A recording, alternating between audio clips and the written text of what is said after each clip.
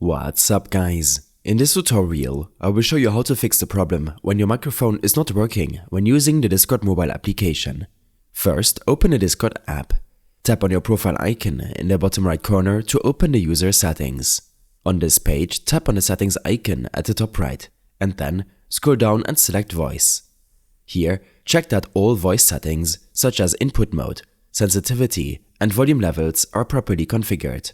Make sure everything looks correct and matches what you need for your microphone to work properly. Next, you need to ensure that Discord has permission to use your microphone. On an iPhone, exit Discord and open the Settings app. Use the search bar at the top to find Discord. Tap on it to open its settings page, and then look for microphone and toggle it on if it's off. Once permissions are granted, restart the app by removing it from the background. Swipe up from the bottom of the home screen to open the app switcher view. Here, find Discord and swipe up to close it from the background. Now, reopen the app. This refreshes Discord and applies the new settings. I hope this helped you out. Leave a comment if you have any questions and see you in the next one.